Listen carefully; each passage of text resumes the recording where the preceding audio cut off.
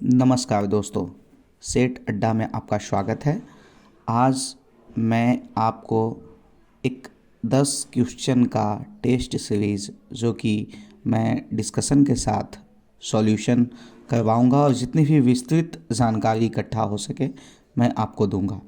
जैसे आज का पहला सवाल है कि मिट्टी की नमी को बनाए रखने के लिए पौधे के बीज की खाली ज़मीन को कार्बनिक पदार्थों की परत से ढकने की प्रक्रिया को किस नाम से जानते हैं।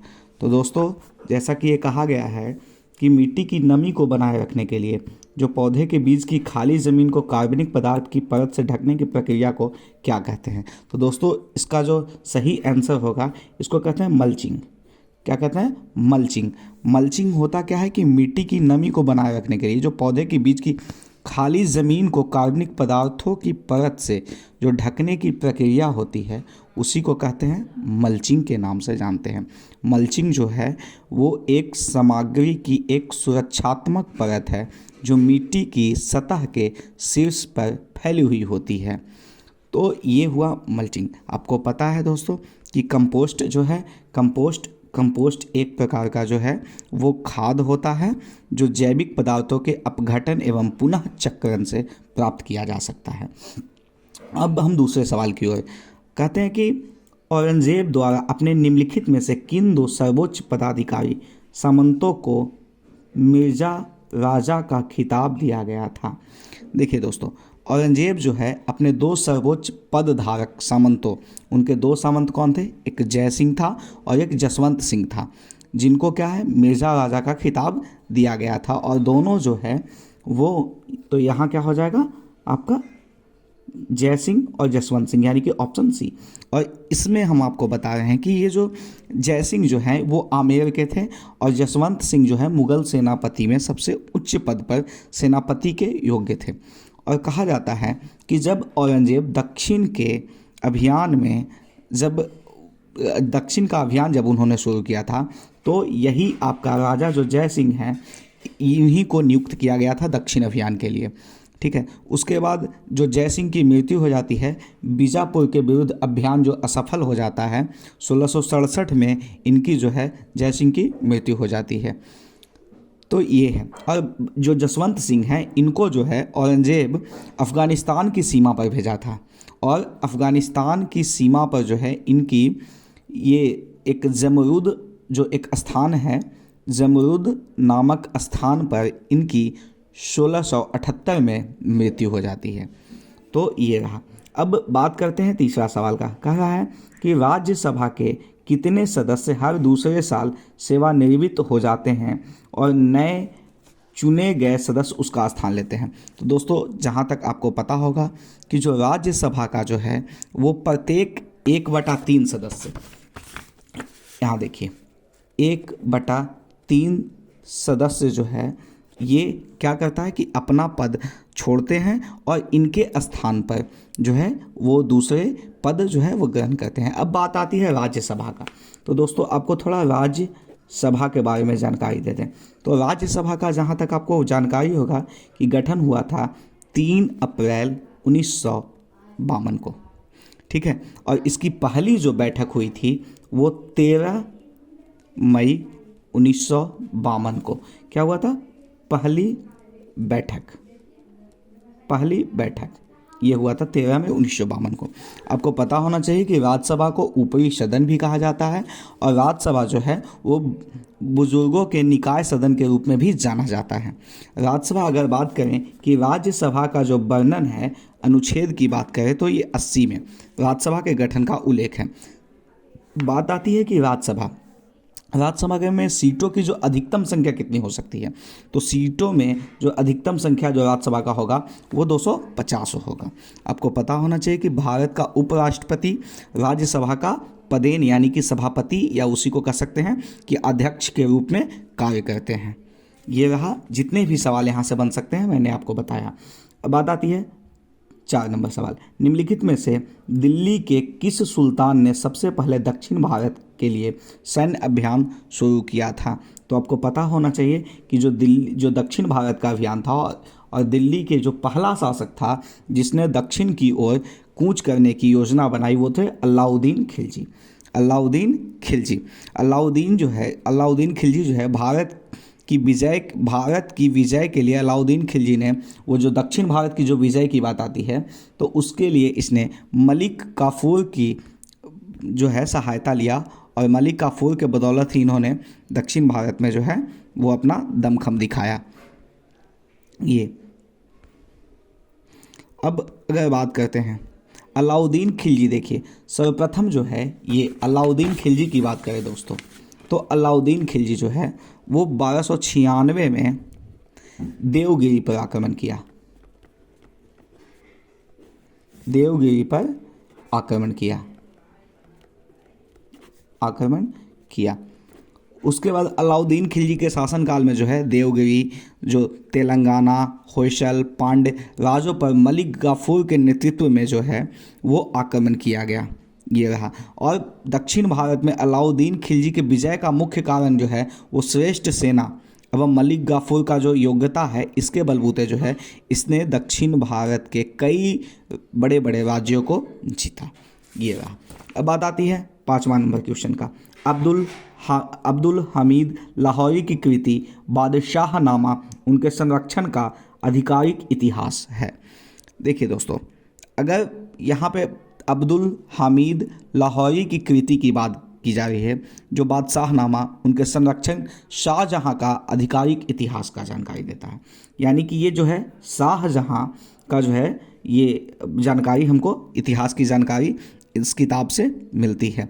और ये कहता है कि बादशाहनामा में एक पुस्तक है, ये तो बादशाहनामा था, एक और पुस्तक है पादशाहनामा, ठीक है। तो पादशाहनामा में शाहजहाँ के काल में अकाल के बारे में, जो अकाल पड़ा था उसके बारे में ये चर्चा की गई थी। अब हम देखेंगे अगला सवाल, 6 नंबर सवाल क्या है। पुर्तगालियों द्वारा गोवा पर कब्जा कब किया गया था। पुर्तगालियों द्वारा जो गोवा पर कब्जा जो किया गया था वो 1510 में किया गया था। 1510 में जो है वो बीजापुर के शासक यूसुफ आदिल शाह से जो है वो गोवा को छीना गया था। गोवा को पुर्तगालियों ने व्यापारिक केंद्रों का मुख्यालय भी बनाया था। और कहता है ये, अब हम थोड़ा सा इससे हटकर आपको जानकारी देते हैं। जैसे अगर आपको कह दे कि पुर्तगाली साम्राज्य का वास्तविक संस्थापक किसे माना जाता है, तो वो माना जाता है अल्बुकर्क को, ये समझना है, अल्बुकर्क को। और अगर कह दे कि भारत में प्रथम पुर्तगाली वायसराय तो कौन था, तो Francisco de Almeida, Francisco de Almeida. और आपको पता होना चाहिए कि फ्रांसिस्को डी अल्मीडा का जो है वो अल्मीडा का जो है वो शासन जो रहा है 1505 से ये 1509 के बीच में, 1505 से 1509 के बीच में अल्मीडा। और इन्होंने ही ब्लू वाटर पॉलिसी जो है इन्होंने ही शुरुआत किया था। तो ये रहा जितने भी पुर्तगाल से सवाल थे ये आपका। चलिए अगला सवाल की ओर हम अगर बढ़ेंगे कि तिरुवरूर और अजंता के मंदिरों की दीवारों पर किस प्रकार की चित्रकारी मौजूद है। देखिए दोस्तों, तिरुवरूर और अजंता के मंदिरों की दीवारों पर जो भित्ति चित्रकारी मौजूद है, समझ गए ना। ये क्या है कि भित्ति चित्रकारी हम किसको बोलते हैं, जो दीवार पर किया जाता है, समझ गए। और भित्ति चित्र, ये अगर बात करें कि भारतीय चित्रकला के जो है कहा जाता है कि गौरवशाली इतिहास रहा है, जो भित्ति चित्रों पर वो मौजूद है। आप देख सकते हैं बहुत सारे, जैसे बादामी में आप देखिएगा, ठीक है, एलोरा में आप देख सकते हैं, जो बाघ गुफा है अजंता में आप देख सकते हैं, समझ गए। अब बात आती है दोस्तों अजंता की, तो थोड़ा सा हम इस पे आपको बता रहे हैं। अजंता देखिए दोस्तों, अजंता की बात जहाँ पे आ रही है उसको समझना है कि अजंता जो का गुफा जो है वो महाराष्ट्र के औरंगाबाद ज़िले में है, ये समझ लेना है। और अजंता में जो है वो बोलेगा आपसे कि गुफा की कुल संख्या कितना है, तो ये है 29। ये अगर बात करेगा कि सवाल ये कर दे कि अजंता की जो गुफा है, समझ गए, ये जो है किस धर्म से संबंधित है, समझ गए। तो चित्र जो है वो जो वहाँ का चित्र जो बना हुआ है वो बौद्ध धर्म से संबंधित है, ठीक है। अगर बात की जाए अजंता गुफा की खोज जो है जॉन स्मिथ किए थे, कब किए थे, तो 1819 में। ये किया गया था 1819 में जॉन स्मिथ के द्वारा, ठीक है, अजंता की खोज की गई थी। नेक्स्ट सवाल क्यों अगर हम बढ़ते हैं तो आप देखिएगा क्वेश्चन नंबर 8 में ये 8 सवाल। 8वां नंबर क्या बोल रहा है कि लाला लाजपत राय की मृत्यु ब्रिटिश सरकार के किस निर्णय का विरोध करते हुए हुई थी। तो दोस्तों आपको पता होना चाहिए कि लाला लाजपत राय जो है, जब साइमन कमीशन, ये रहा ऑप्शन ए, लाला लाजपत राय लाहौर में साइमन कमीशन का विरोध कर रहे थे और विरोध के दौरान हुआ कि जेम्स स्कॉट, एक अंग्रेजी जो है वो अधिकारी होता है जेम्स स्कॉट, और जेम्स स्कॉट हुआ क्या कि वहाँ लाठीचार्ज हो गई और लाठीचार्ज में लाला लाजपत राय जो है गंभीर रूप से घायल हो गए। उनके सर पे लाठी लगती है और गंभीर रूप से वो घायल हो जाते हैं। और बाद में 17 नवंबर 1928, फिर से डेट को याद रखिएगा दोस्तों, 17 नवंबर 1928, 17 नवंबर 1928 को इनकी जो है वो मृत्यु हो जाती है, ये ध्यान रखना। अब बात आता है साइमन कमीशन की नियुक्ति 8 नवंबर 1927 को राज्य सचिव जो थे वो बर्केन हेड द्वारा की गई थी और साइमन कमीशन का जो अध्यक्षता कर रहा था वो जॉन साइमन थे। और साइमन कमीशन में कभी कभी पूछता है कि कितने सदस्य थे, तो दोस्तों आपको पता होना चाहिए कि साइमन कमीशन में जो है वो 7 सदस्य थे, ये ध्यान रखना है। 7 सदस्य जो है अंग्रेज थे और जो मतलब अंग्रेज इसी मतलब भारतीय जो है इसी का विरोध कर रहे थे कि टोटल सदस्य जो है वो क्या है कि अंग्रेज थे, ठीक है। और कहता है कि देखिए समझिए कि 27 दिसंबर 1927 को मद्रास कांग्रेस अधिवेशन में साइमन कमीशन के पूर्ण बहिष्कार का निर्णय लिया गया था। सवाल ये भी करता है कि कौन से अधिवेशन में साइमन कमीशन का बहिष्कार का निर्णय लिया गया था, तो आपको जानकारी होना चाहिए मद्रास कांग्रेस अधिवेशन में, ठीक है। और मद्रास कांग्रेस जो अधिवेशन था उसकी अध्यक्षता कौन कर रहे थे, तो M.A. अंसारी, M.A. अंसारी, ये ध्यान रखना है। उसके बाद कहा जाता है कि साइमन कमीशन भारत कब आया था, तो 3 फरवरी 1928 को साइमन कमीशन भारत आया और पूरे भारत में साइमन कमीशन का बहिष्कार किया गया। उसके बाद जो 9 नंबर का सवाल है कि प्लासी के युद्ध में ब्रिटिश ईस्ट इंडिया कंपनी के सैन्य दल का नेतृत्व किसने किया था। तो दोस्तों ये प्लासी का जो युद्ध था ये आपको पता होना चाहिए कि 23 जून 1757 को बंगाल में हुआ था। बंगाल में एक जगह है प्लासी, और प्लासी जो है वो भागीरथी नदी के तट पर स्थित है, और जो उधर से नेतृत्व जो कर रहे थे अंग्रेज के अधिकारी थे रॉबर्ट क्लाइव, रॉबर्ट क्लाइव, ये ध्यान रखना है, ये नेतृत्व कर रहे थे।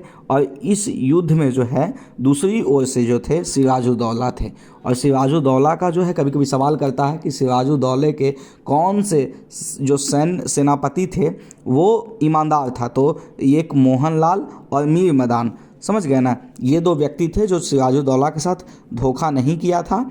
और बाकी जो है वो आपको पता होना चाहिए कि मीर जाफ़र जो था वो सिराजुद्दौला को धोखा दे दिया था, और जिसके कारण से ये जो है युद्ध हार गए।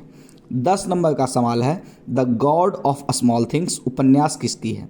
तो the God of small things जो है ये अरुंधति राय के द्वारा, अरुंधति राय के द्वारा ये पुस्तक लिखी गई है, ये समझ ध्यान में रखना है। अब बात आता है कि इसमें ये एक है व्यक्ति चेतन भगत। चेतन भगत जो है इनकी किताब है 5 पॉइंट्स समवन, 5 पॉइंट्स समवन, और इनकी एक और पुस्तक है हाफ गर्लफ्रेंड, हाफ गर्लफ्रेंड। बात आती है यहाँ समझिए।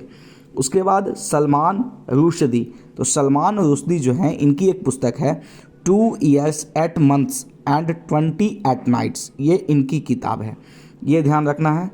तो दोस्तों ये था हमारा आज का 10 क्वेश्चन का एनालिसिस के साथ सिर्फ आपको रिवीजन करवाना। तो दोस्तों इसमें जो भी अगर आपको कुछ कमी लगे तो कृपया कमेंट बॉक्स में बताएं, और अच्छा लगे तो सब्सक्राइब करें हमारे चैनल को, और थोड़ा आपका सहयोग मिले तो और बेहतर करने की कोशिश करें। धन्यवाद।